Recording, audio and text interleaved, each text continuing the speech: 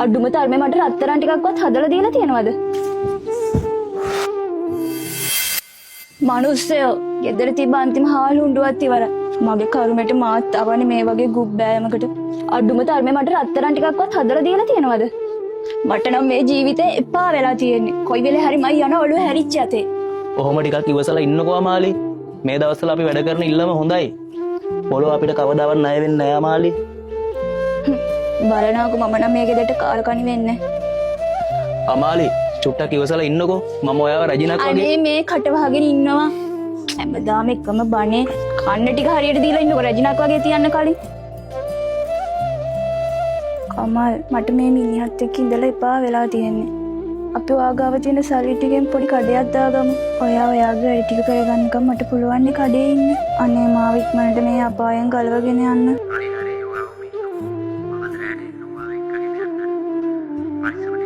ඇත්තටම ඔයා දෙනවද? අර මිනිහා රැයට පතල ගියාම ඔයා ඉන්න. මම ලෑස්ති වෙලා. අමාලි අර මිනිහා විලද කොහෙද මම ඔයාට ගන්නම් කෝල් එක.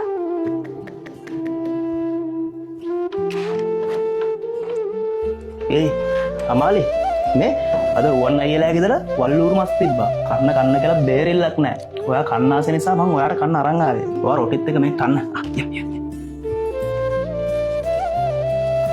ආයේ ඒක නෙමෙයි සුකුන්. ඔයා අද කීයටද පතල් යන්නේ? ඇයි සුදු? ඔයාට රැට තනියම ඉන්න බයද? මං අල්ලපු ගෙදර ආච්චි අපට එන්න කියනද මේ නවතින්න රැට? නෑ. ආය යන්නකෝ. මම දරවාජනේ නම් පරිස්සමින් ඉන්න. වැයි කාලේ එන්න කලින් කොහොම හරි ගල් කෑරක් ගරා ගන්න ඕනේ.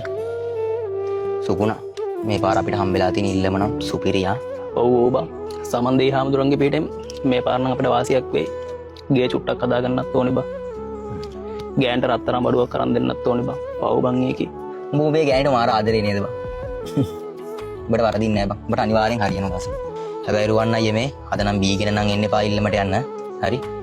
හරි බං. අද රැ වෙන්න කලින් එන්නත් ඕනේ. යන් දැන්. සුකුණ බලපන් දැන් කොච්චර වෙලාද බං අරුන් තාම නැහෙනි. කෝල් එකක් දාලා බලහා. මම බලන්න.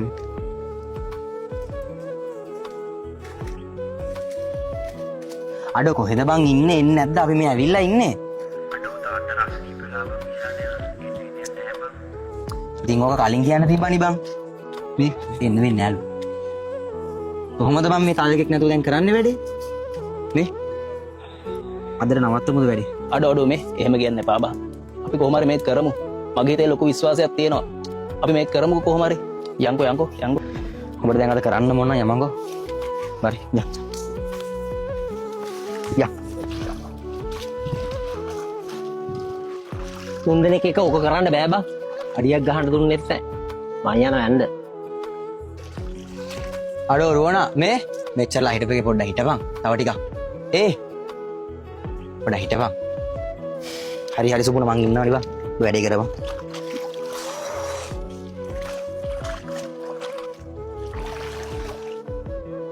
ජානය වට්ටිය බලපන්. අඩෝ සුපුණා ගල් දෙකක් බං. පාදාම්.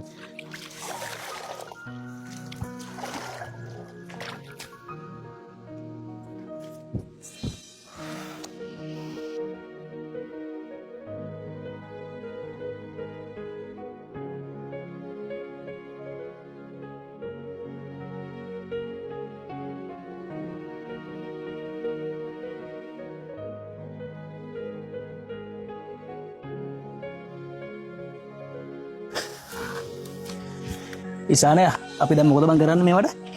සුපුණා මහන්සි ඔබගෙන පත්මරාගෙන් ඔබගනි. ඔට්ටුව මං ගන්න. අර උඩ කීයක් හරි දෙමු බං. අනිවාර්යෙන් බං. අමාලි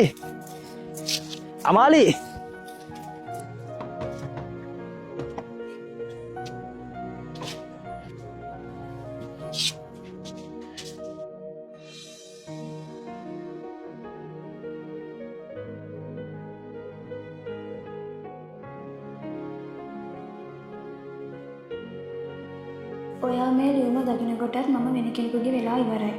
මට ඔයත් එක්ක ජීවත් වෙන එක එපා වෙලා තියෙන්නේ. මට මගේ ජීවිතේ සතුටින් ගත කරන්න ඕනේ. මට ඒ කෙනා හම්බ වෙලා ඉවරයි. ඔයා මට කරන ලොකුම උදව්ව නම් මගේ අලුත් ජීවිතයට කරදරයක් නොවී ඉන්න එක. මම යනවා. ඔයා පරිස්සමින් ඉන්න.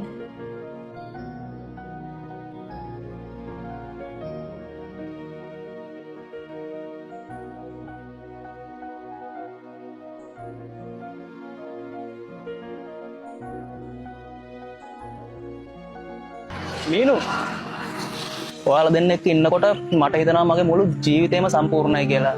මටත් මේ ලෝකෙ ලැබිච්ච ලොකුම තෑග්ගයක්. හරි බලන්න. ලස්සන ගොල්ලෙක් ඉන්නවා පුතේ අර. නැත්නම් අර